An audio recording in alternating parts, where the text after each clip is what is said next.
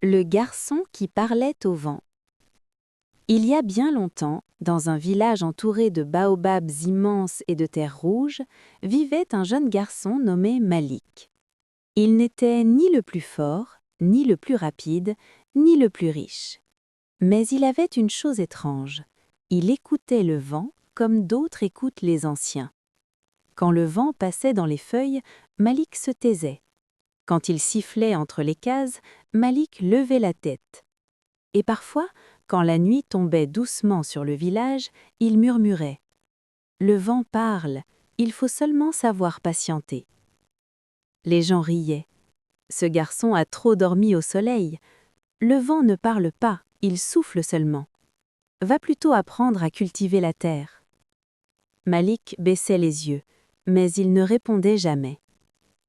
Un jour, la saison sèche fut plus dure que toutes les autres. Le puits descendit, les champs craquèrent sous la chaleur, et même les chèvres marchaient lentement, la tête basse. Les anciens se réunirent sous le grand baobab. Ils parlèrent longtemps, mais personne ne savait quoi faire. La rivière la plus proche était presque morte, les réserves diminuaient, et le ciel restait vide. Cette nuit-là, Malik sortit seul du village. Il marcha jusqu'à la colline aux pierres noires, là où le vent chantait plus fort qu'ailleurs. Il s'assit et ferma les yeux. Au début, il n'entendit que le silence. Puis, le vent arriva, lent, frais, glissant entre les herbes sèches. Et cette fois, il parla. « Celui qui veut sauver les siens doit marcher jusqu'au fromager oublié. Sous ses racines dort l'eau ancienne. Mais l'eau n'obéit qu'à un cœur sans orgueil. » Malik ouvrit les yeux d'un coup. Son cœur battait fort. Le fromager oublié, personne n'en parlait plus. On disait qu'il se trouvait loin, derrière la plaine brûlée et la forêt aux ombres épaisses. Au lever du soleil, Malik alla voir les anciens. « Je sais où trouver l'eau. » Ils éclatèrent de rire. Le plus vieux du village tapa sa canne au sol. Un enfant veut guider les anciens maintenant? Mais une vieille femme, Assa, qui parlait peu et voyait beaucoup, leva la main. Quand tout le monde a échoué, il faut parfois écouter celui qu'on a toujours ignoré. Alors, on laissa partir Malik. Il marcha toute la journée sous un soleil dur comme le fer. Il traversa la plaine où la chaleur faisait danser l'air. Il entra dans la forêt où les arbres semblaient chuchoter entre eux. Il eut peur plusieurs fois, il voulut revenir, mais chaque fois que le doute montait, une brise légère touchait son visage, comme pour lui montrer le chemin. À la tombée du soir, il arriva devant un arbre gigantesque. Son tronc était si large que 10 hommes n'auraient pas pu l'entourer avec leurs bras. Ses racines sortaient de la terre comme des serpents endormis. C'était le fromager oublié. Malik s'agenouilla. « Je ne suis ni chef ni guerrier, je viens seulement pour mon peuple. » Le vent se leva soudain. Les feuilles frémirent. La terre trembla doucement. Alors, une voix profonde, lente comme une rivière souterraine, sortit des racines. « Beaucoup sont venus avant toi. Ils voulaient l'eau pour leur gloire, leur pouvoir, leur troupeau.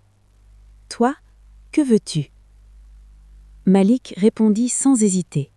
« Je veux que les enfants boivent, je veux que les mères n'aient plus peur, je veux que les anciens voient encore une saison verte avant de partir. » Le silence retomba. Puis, entre les racines du fromager, la terre se fendit. Une eau claire commença à jaillir, d'abord fine comme un fil, puis vive comme un chant. Elle coulait, fraîche, brillante sous la lune. Malik pleura de joie. Mais la voix reprit. « Écoute bien, enfant du vent. Cette eau vivra tant que ton peuple partagera. Le jour où un d'eux dira « Cette eau est à moi », la source se refermera pour 100 saisons. » Malik promit. Le lendemain, il retourna au village et guida les habitants jusqu'à la source. tous restèrent sans voix en voyant l'eau jaillir du sol comme un miracle. Le village revécut. Les champs reverdissaient. Les femmes remplissaient leurs calebasses en chantant. Les enfants riaient près de l'eau. Et les anciens regardaient Malik autrement.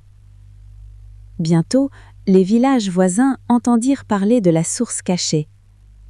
Certains venaient demander à boire, et Malik disait toujours « L'eau donnée ne manque jamais ». Pendant un temps, tout alla bien. Mais les saisons passant, un homme du village nommé Bamba devint jaloux. Il n'aimait pas qu'on parle de Malik avec respect. Il n'aimait pas voir des étrangers venir à la source. Une nuit, il planta des piquets autour de l'eau et déclara « Cette source est à notre village, plus personne ne boira sans donner quelque chose. » Au matin, les femmes trouvèrent l'eau tourbe. À midi, le filet d'eau devint plus faible. Le soir, la source n'était plus qu'une boue silencieuse. La peur envahit le village. Malik comprit aussitôt. Il arracha les piquets, tomba à genoux devant le fromager et cria « Pardonne-nous, la soif a touché nos cœurs avant de toucher nos lèvres. » Le vent tourna longtemps autour de l'arbre, comme s'il pesait les fautes des hommes. Puis, la vieille Assa s'avança.